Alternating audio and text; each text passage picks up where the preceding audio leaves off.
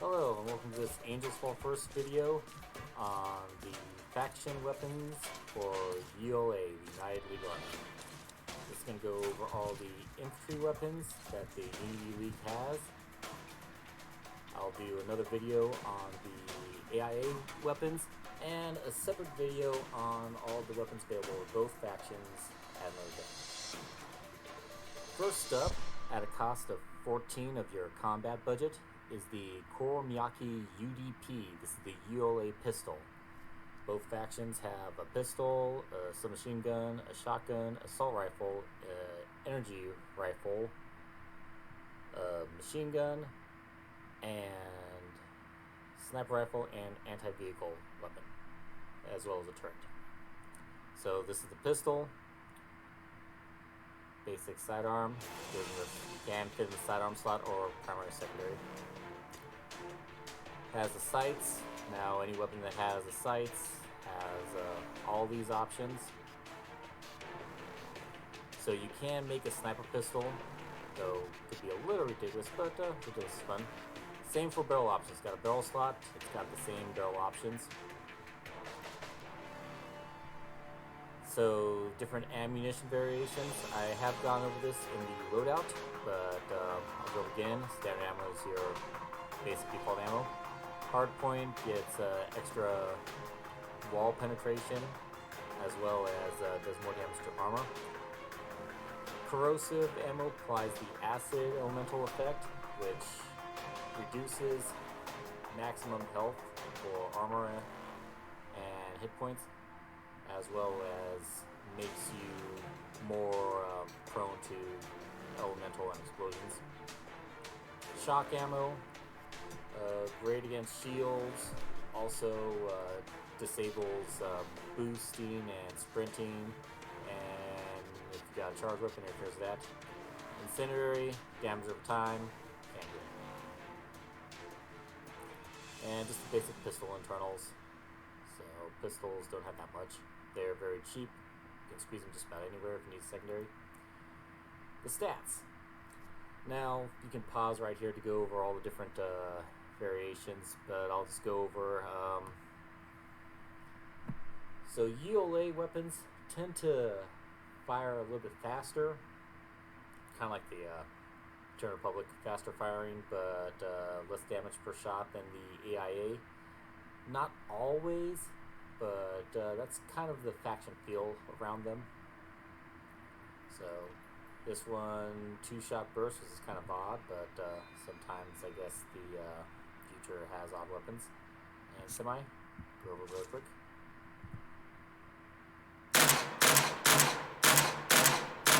So 2 shots, which probably is the equivalent to the AIA's single-shot pistol.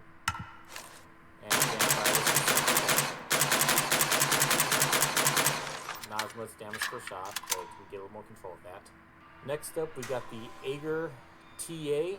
This is the ULA submachine gun. Both pistols and submachine guns can go in the sidearm slot if you don't want to squeeze in the multi-tool, but usually you take one tool. Submachine guns coming in at 27 combat for the cost. Has the sight options, barrel options, and of course different ammo variants. And here's your internal, more specs than the pistol. Here's your stock stats. Automatic fire mode and 3 shots, fairly decent, typical SMG. Nothing too special here.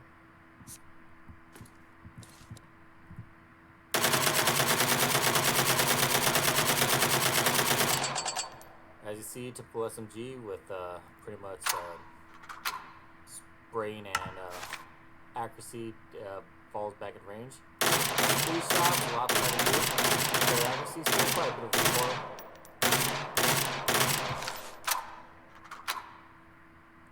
Next up, now we get into the more of the primary weapons that don't fit in the sidearms. We got the ULA shotgun, the Aeger ASG10. This is a pretty typical shotgun, nothing too special. Has sight options, though shotguns are usually close to medium range. Barrel options, I have seen people use the marksmanship barrels kind of a choke just to time up the spread. Various ammunitions, even though it shows bullets, it does use shotgun pellets and 2 internal slots. Here's stats. Unlike its AIA counterpart, it only has semi-automatic as its fire mode, so kind of a break from the ULA design, but still fits ULA aesthetics.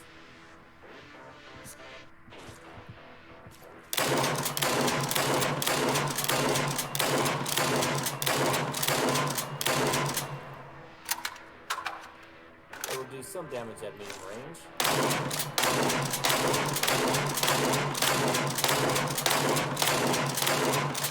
And aim down sights, but again, one fire mode. That's their shotgun. Now we go to the ULA assault rifle, the Corps-Miyaki DK11A at 53 combat. So, not a very good assault rifle compared to others, but it has sights and also has the undersling. Undersling weapons, you can carry rockets, kind of like a grenade launcher or something like that. Or a personal shield you see on the Machinegun presets. This is actually like a riot shield, it's forward facing energies. And you got the flamethrower, because of course you do. Barrel options, different ammunition varieties, and 2 internals. Here are the stats. Auto and semi damage, you're going to see is a little on the weak side.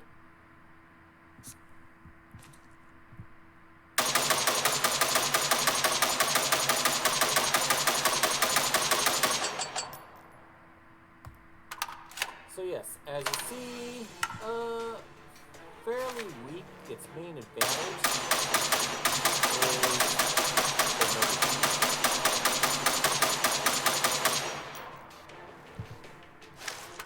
and also the big advantage for the assault rifle is the customizations you can have.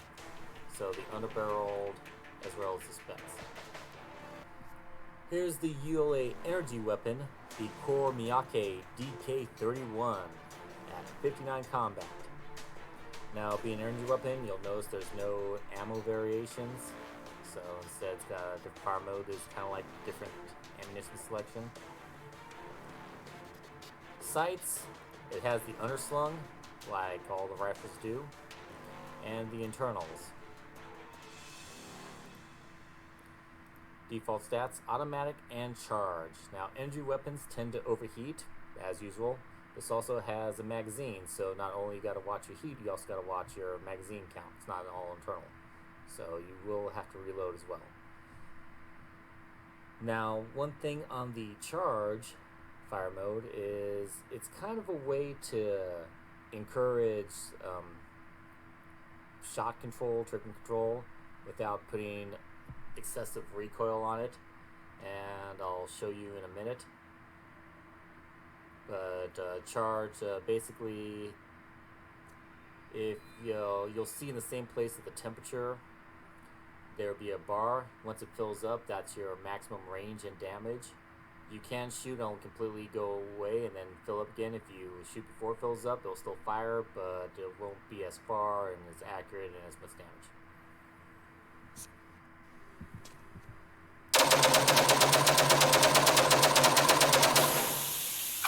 As you see, automatic, energy weapons tend to overheat. Same for machine guns.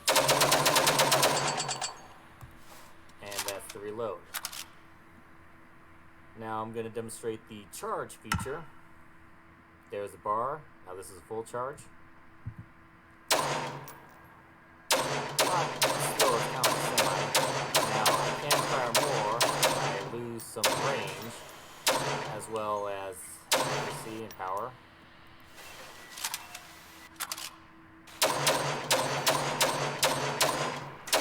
Let it charge up and get more range that way.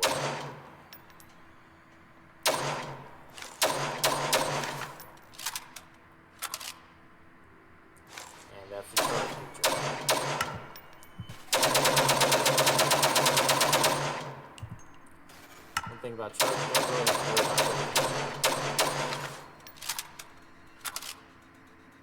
Now we're on to the ULA sniper rifle. Now the sniper rifle and bigger weapons are considered kind of like a fire support weapon. As you see, not only is it 66 out of your combat budget, but also 46 support out of your support budget. So that's one thing to keep track of when you look at these larger weapons.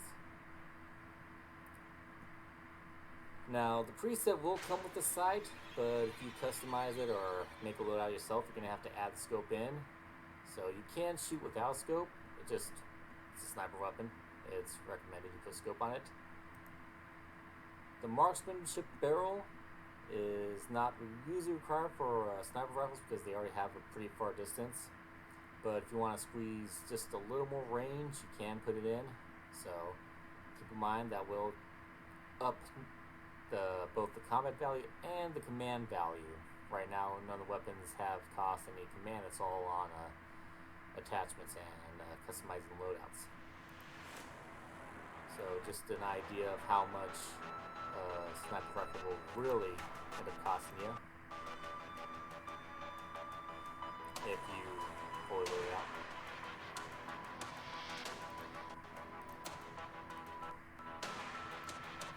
All the different ammo variants.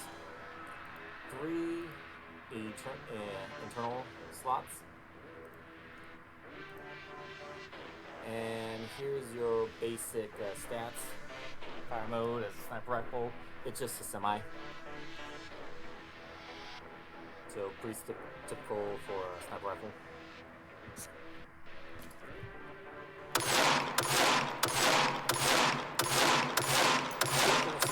Lots of recoil, so you want to slow down your shots.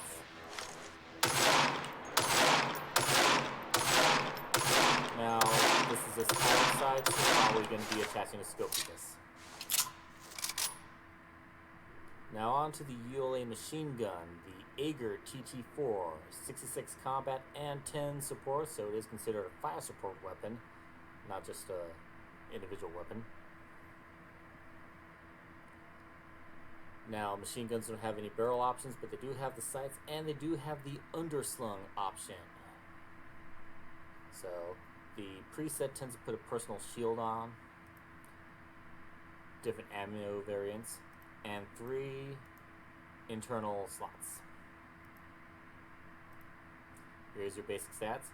Auto and kind of a bizarre 4-shot mode. Not as odd as the... makes more sense than the AIA's 5-shot. We'll talk about that in their video. Still. Machine guns, a lot like energy weapons, tend to overheat. Now it has a very high magazine capacity, so you really gotta just watch your...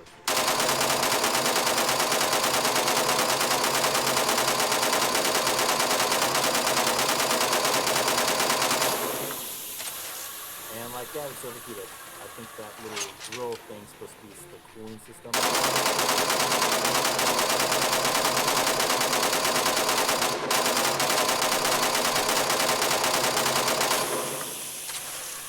Again, this is all heat, and I haven't reloaded yet.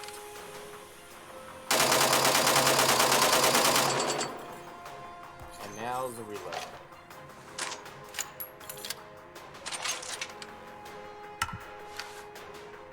Okay, for the 4-shot,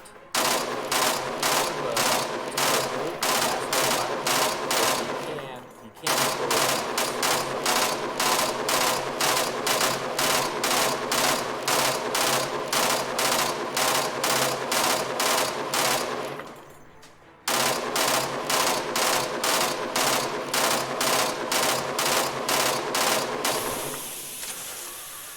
And there, I overdo it.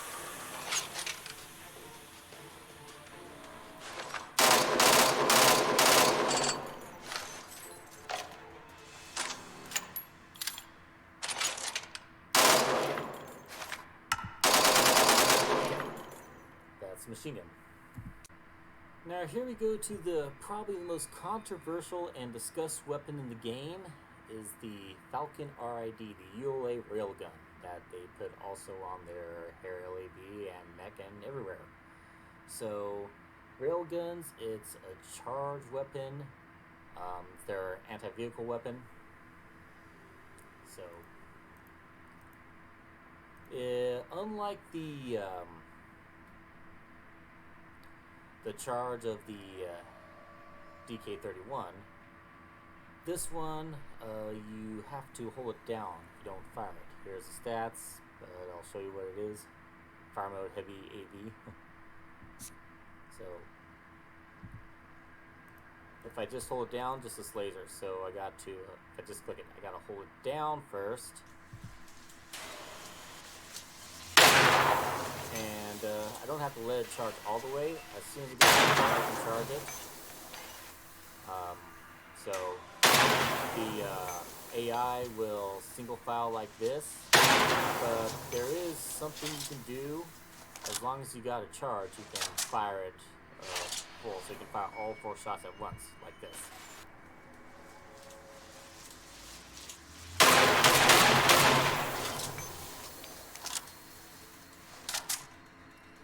Now, as you notice, a lot of recoil, so the first shot tends to go away. It's really good at also sniping people down.